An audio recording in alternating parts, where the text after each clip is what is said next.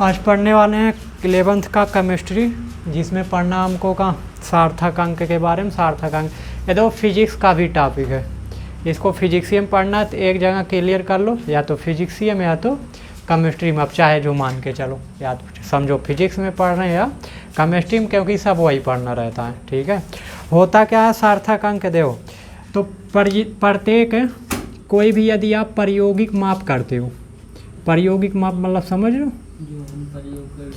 हाँ कोई प्रयोग पे कोई चीज़ तुम मापते हो तो उसमें कुछ ना कुछ अनिश्चितता होती है। जैसे तराजू पे तुम मान लो, या फिर ले लो मान लो, ये मान लो तुम्हारा स्केल है, स्केल मतलब समझी रहे हो, फीट है। ठीक है, इस पे मान लो ये लिखा है 1 सेंटीमीटर, 2 सेंटीमीटर, 3 सेंटीमीटर, 4 सेंटीमीटर, ऐसे करके मान लो आगे तक लिखा है। ठीक है, अब ये मान लो कोई रेखा है, ये रेखा है, ठीक, यहाँ तक ये रेखा है यहाँ तक, तो ये इसको कहोगे ये लगभग कितना सेंटीमीटर है, एक सेंटीमीटर तो कहोगे, ये फीट पे कितना सेंटीमीटर दिखाएगा, एक। लेकिन अभी कह दें हम कोई ये पैमाना है सेंटीमीटर वाला, ये ले लेते हैं 1 सेंटीमीटर और इसके बीच में बना देते हैं मिलीमीटर, 1 2 ऐसे कितने खाने होते हैं, 5 6 7 8 9 10 ऐसे तो होता है। फिर ये 2, इसके बीच भी क्या खाने, 10 ऐसे। ठीक है, ये 3, ये 4, ये 5 हो जाएगा। ठीक है, अच्छा अब हम कहें कि क्या ये 1 सेंटीमीटर है, हाँ ये कितना है, 0.9 सेंटीमीटर है, 0. क्या होगा 9 सेंटीमीटर, या 100 मिलीमीटर बोल सकते हो, या उसी को ना 100 कहाँ 90 जाएगा। ठीक है, तो या फिर कह दो कि 0.9 सेंटीमीटर है। इस फीट से कितना निकला हमको, 1 सेंटीमीटर पता चल रहा था लगभग। ठीक है, लगभग 1 सेंटीमीटर बोल सकते थे, इसको क्या बोलोगे 0.9 सेंटीमीटर। ठीक है, तो इस फीट से कुछ आया, इस फीट से कुछ आया, करेक्ट कौन है, करेक्ट वाला कौन, यही तो है। इसमें अनिश्चितता है, ये जो पहली माप से मापे हो इसमें अनिश्चितता है, मतलब ये निश्चित नहीं है, इससे मापने पता चला करेक्ट, ये उसमें अनिश्चितता है, मतलब वो निश्चित नहीं, जबकि ये एकदम करेक्ट है, ये निश्चित है। ठीक है, तो इसमें कुछ ना कुछ अनिश्चितता पाई जाती है, जबकि ये पूरा यथार्थ है। यथार्थ का मतलब एकदम सही माप है, शुद्ध माप। ऐसे तराजू ले लो, एक तराजू आता है देहाती वाला है, जिसमें कोहड़ा लौकी तौलते हो, ये वाला। ठीक है, जो बनता है वो तसली तसलक बनाई के या फिर जो भी यूज करते हैं। ठीक है, उसमें मान लो तुम एक रख दे तो कोहड़ा मापना हुआ, कद्दू। ठीक है, एक और बटखरा लटका है तो 1 किलोग्राम, पता लगा तुम मापो 1 किलोग्राम आया। ठीक है, लेकिन यही कद्दुआ को लैया के इलेक्ट्रिक कटवास माप रहे हो, पता लगा 1.246 किलोग्राम आ रहा है। ऐसा कुछ होता है, या 1 मान लो 0.46 किलोग्राम, या 2.4 या 1.46 ऐसे कुछ आ रहा है। ठीक है, इतना, इसका मतलब 1 किलोग्राम और 146 ग्राम आएगा। ठीक है, तो वहाँ कुछ बता रहा था उस तराजुआ में, इस तराजुआ में कुछ बता रहा, क्योंकि वो जो है यहाँ कुछ अनिश्चितता है, ये एकदम करेक्ट वैल्यू थोड़ी बता रहा। ठीक है, ये एकदम क्या है, करेक्ट है, एकदम करेक्ट पे पहुँच जाएगा, 1.146, इसमें अनिश्चितता नहीं है। ठीक है, एक तो इसमें एकदम करेक्ट है, एक एकदम करेक्ट है, ये 0.146, आगे कुछ और भी आ सकता हो सकता है। ठीक है, तो एक तो एक यथार्थ माप होता है, एक में कुछ ना कुछ क्या होती है, अनिश्चितता होती है। ठीक है, तो इसी जो यथार्थ माप होता है उसी को हम क्या कहते हैं, सार्थक अंक। जो एकदम सही माप होता है उसी को क्या बोलते हैं, सार्थक अंक। जो ये कितने सार्थक अंक होंगे पूछा जाए, 1 2 3 4। ठीक है, ये पूरा सार्थक अंक को बताएगा, एकदम सही माप जो होता है वही क्या कहलाता है, सार्थक अंक। तो इसका आप डिफिनीशन देखेंगे और फिर सार्थक अंक कैसे ज्ञात करेंगे उसके लिए कुछ नियम है, उसको अभी देखते हैं। ठीक है, बंद रुको, देखो सार्थक अंक की डिफिनीशन दिया। सार्थक अंक वे अर्थपूर्ण अंक होते हैं जो निश्चित रूप से क्या हो, ज्ञात हो। जैसे अभी बताए थे कोई माप निकाले हो तो उसमें जो निश्चित माप होगी, जैसे निकाले थे 1.124, मान लो इलेक्ट्रिक कांटा से तुम कोई चीज़ तौले, आ गया 1.124, ये तो निश्चित है ना, तो निश्चित मान है, ये क्या कहलाएगा, सार्थक अंक कहलाएगा। तो जितने निश्चित मान होते, कह रहा है सार्थक अंक वे अर्थपूर्ण अंक होते हैं जो किसको बचाएंगे, जो कह रहा है कि निश्चित रूप से ज्ञात हो, मतलब जिनका मान क्या हो, निश्चित हो, अनिश्चितता उसमें ना हो। कि जैसे हम कहते हैं हमारे पास लगभग 5 किलोग्राम आम है, लगभग लगा दे, इसका मतलब 4.99 भी हो सकता है, 4.99 किलोग्राम हो सकता है। तो इसका मतलब हमारे पास पूरा 5 किलोग्राम थोड़ा, हम कहते हैं हमारे पास 5 किलोग्राम आम है या 5.0 किलोग्राम आम है, तो ये पूरा क्या है, सार्थक है, निश्चित है। ठीक है, हम कहते हैं हमारे पास 5.1 किलोग्राम आम है या 5.12 किलोग्राम आम है, तो ये पूरा निश्चित है, इसमें सार्थक यथार्थ है पूरा। ठीक है, तो ये आपका क्या कहलाएगा, सार्थक अंक कहलाए। लेकिन कहते हैं लगभग है तो सार्थक नहीं होगा। ठीक है, उसमें अनिश्चितता नहीं होनी चाहिए। तो सार्थक अंकों को निर्धारित करने के कुछ नियम हैं।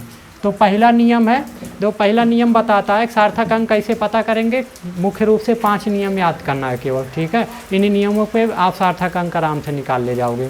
सार्थक अंक मतलब यथार्थ रूप से मापा गया है कि नहीं, यथार्थ का मतलब सही मापा गया है कि नहीं, ये चीज़ पता करने के लिए 5 नियम याद करना पड़ेगा। जिसमें से पहला है कि जितने भी अशून्य अंक होते हैं सारे के सारे क्या होंगे, सार्थक होंगे। अशून्य का मतलब जिसमें शून्य ना हो, शून्य सहित एक होता है शून्य रहित, जो मतलब शून्य रहित होते हैं वो आपके क्या होंगे, सारे के सारे क्या होंगे, सार्थक होंगे, मतलब जिसमें शून्य ना हो।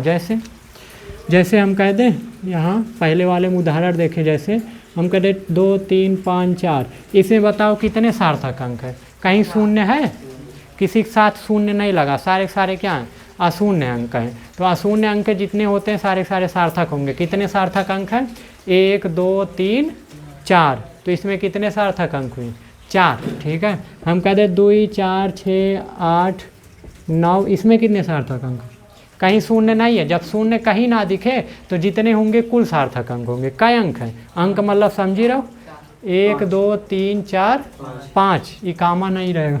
ठीक है, तो इसमें कितने सार्थक अंक हैं, 5 सार्थक अंक है। ऐसे कुछ भी लिख सकते हो, अगर शून्य ना नजर आए तो जितने अंक होंगे सारे के सारे क्या होंगे, सार्थक अंक होंगे। ठीक है, शून्य या दशमलव ना नजर आए। अब देखो दूसरा नियम बताता है, प्रथम अशून्य अंक से पहले आने वाले शून्य सार्थक अंक नहीं होते हैं। कह रहा प्रथम अशून्य अंक से पहले आने वाले शून्य सार्थक अंक नहीं होते हैं। ये मान लो कोई अशून्य अंक है, इसके पहले तुम क्या लगा दी, 0, चाहे 1000 0 लगाए डालो, तो इसके पहले वाले जो शून्य होंगे, देखो कह रहा प्रथम अशून्य अंक, इसके बाद कोई अंक हो 2, 4, ये प्रथम अशून्य अंक है। अशून्य का मतलब शून्य नहीं है। तो प्रथम अशून्य अंक के पहले जितने शून्य होंगे, आने वाले जितने शून्य होंगे वो सार्थक अंक नहीं होंगे। तो ये सार्थक अंक नहीं होगा। ये सही मैं आपको नहीं बताता है। ठीक है, यथार्थ ऐसे तमाम 0 लगा सकते हो। ठीक है, तो ये सार्थक अंक नहीं होगा। 3 के पहले कितनों 0 सार्थक, मतलब अशून्य अंक के पहले हम कहते हैं कि बताओ 0.003, इसमें कितने सार्थक अंक हैं, 1 होगा। देखो ये अशून्य अंक है, इसके पहले कितनों 0 रहेंगे, वो सारे के सारे क्या होंगे, सार्थक अंक नहीं होंगे। ठीक है, तीसरा नियम क्या बताता है, 2 अशून्य अंकों के बीच जितने शून्य होंगे सारे के सारे क्या होंगे, सार्थक। आप देखो 2 अशून्य अंक ले लो, 2 ले लो, 5 ले लो, इसके बीच चाहे 1000 0 लगा ला लो, कुल क्या होंगे, सार्थक अंक। 2 अशून्य अंक के बीच जितने अंक आएंगे, जितने शून्य आएंगे, कुल क्या होंगे, सार्थक। या हम कह दें 5.00 या 5.6007 या और 0 लगा डालो, या यहाँ ये 6 ना लिखो, यू 0 बना, तो जितने 0 बीच में आएंगे, ये 2 अशून्य अंकों के बीच में आए तो ये क्या होंगे, सार्थक अंक होंगे। ठीक है, तो अशून्य अंक के 2 अशून्य अंकों के बीच के सभी शून्य क्या होंगे, सार्थक अंक होंगे। चौथा क्या बता रहा है, किसी अंक की दाईं ओर या अंत में आने वाले शून्य क्या होते हैं, सार्थक अंक होते हैं। देखो हम कहते हैं 100 है, किसी अंक के दाईं ओर आने वाले जो शून्य होते हैं वो क्या होते हैं, सार्थक अंक होते हैं, परंतु वे दशमलव के दाईं ओर स्थित हों। देखो कह रहा किसी अंक की दाईं ओर या अंत में आने वाले शून्य क्या होंगे, सार्थक, लेकिन एक शर्त है। शर्त क्या है कि वे दशमलव के दाईं ओर स्थित होने चाहिए। आप देखो इसका मतलब क्या, जैसे हम कह दें 10 या 15 दशमलव लिखा है 00, इसमें कितने सार्थक अंक है, 2 कहाँ, ई ना है, एक ये दुई और दशमलव बाद जितने सार्थक जितने शून्य आएंगे कुल क्या होंगे सार्थक। देखो किसी अंक की दाईं ओर या अंत में आने वाले शून्य क्या होंगे सार्थक अंक होंगे, परंतु वे दशमलव के किधर होने चाहिए दाईं ओर होने चाहिए, यानी दशमलव के एकदम किधर लिखे होने चाहिए दाहिने। जैसे हम कह दें कि ये बताओ 1.0 गुणे 10 की पावर 2 इसमें कितने सार्थक अंक हैं। जैसे 100 है, 100 को ऐसे तो लिख सकते हो 1.0 गुणे 10 की पावर 2 लिख सकते हो हैं, ये 100 को ऐसे ना लिख सकते हो। तो इसमें कितने सार्थक अंक होंगे, कितने होंगे हाँ इसमें केवल कितने होंगे, जबकि हम ऐसे लिख दें इसको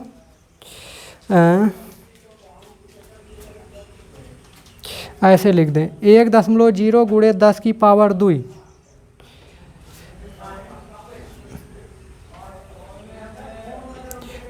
1.0 इसमें कितने होंगे, इसमें कितना बताओ हाँ, अरे एक तो एक हुआ और दूसरा कह रहा है कि देखो किसी अंक की दाईं ओर, अंक की दाईं ओर आने वाले शून्य क्या होंगे, तो ये जो शून्य है इस अंक के दाईं ओर ना है, लेकिन शर्त है कि दशमलव के दाईं ओर स्थित है। ये जो शून्य हो कहाँ हो, दशमलव के दाईं ओर हो, तभी जो शून्य होगा ये क्या होगा सार्थक। तो यहाँ ये दशमलव दाईं ओर तो है, तो ये क्या होगा सार्थक अंक होगा, ठीक है। या फिर 100 को एक तरीके से और लिख सकते हो, देखो जैसे लिख दो 100 को 0.1 कर दो, या तो 1.00 कर दो गुणे 10 की पावर 2। अब बताओ कितना आएगा,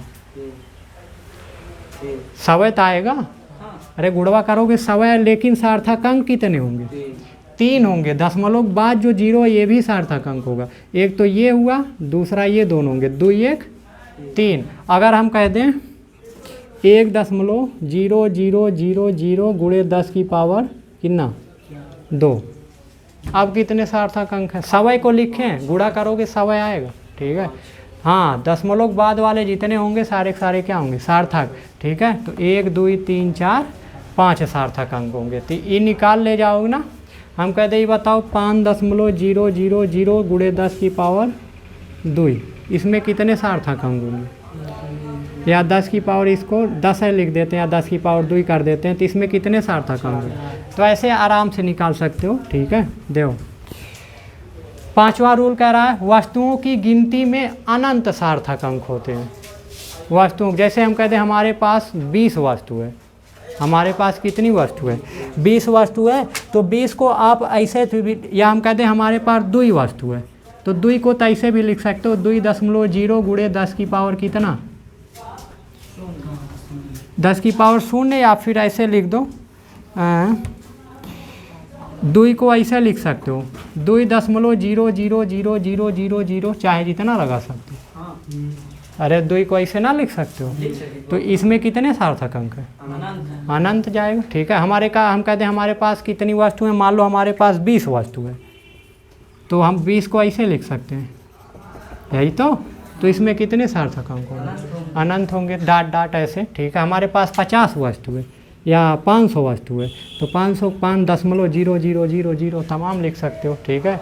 तो ऐसे अनंत तक जाएगा।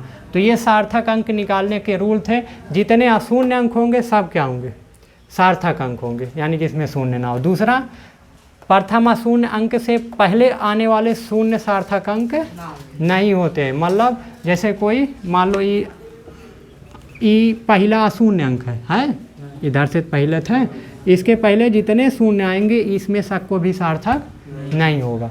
तीसरा रूल, 2 अशून्य अंकों के बीच के सभी शून्य क्या होते हैं सार्थक अंक। मतलब 2 अशून्य अंक है, जैसे 5 और 6 है, तो इनके बीच के जितने शून्य होंगे कुल क्या होंगे सार्थक अंक होंगे। चौथा रूल, किसी अंक की दाईं ओर या अंत में आने वाले शून्य सार्थक होंगे, लेकिन एक शर्त है, वे दशमलव के किधर होने चाहिए दाईं ओर होने चाहिए। ये हो गया या ये सब हो गए, ठीक है, उदाहरण के तौर पे। और परंतु दशमलव विहीन संख्याओं में, जिसमें दशमलव ना हो, दाईं ओर के शून्य सार्थक नहीं होते, तो इसको बताना भूल गए। देखो दशमलव विहीन, जैसे हम 100 लिखे हैं, इसमें पूछे कितने सार्थक अंक हैं, कह रहा है दशमलव विहीन संख्याओं में दाईं ओर के शून्य सार्थक अंक, इसमें दशमलव है नहीं है, तो इसमें केवल कितने सार्थक अंक हैं? एक है, जीरो इसमें ना लिखा जाएगा। ठीक है, हम कह दें कि हज़ार लिख दें, लाख कर लिख दें, करोड़ लिख दें, इसमें कितने सार्थक हैं? इक्का है। लेकिन अभी कह दें 0.0000 यही से, तो इसमें तो अनंत तक जाएगा। ठीक है, या हम केवल इतने छोड़ दें। अब बताओ कितने सार्थक अंक हैं? एक तो ई होगा, ई तो काउंट ना होगा।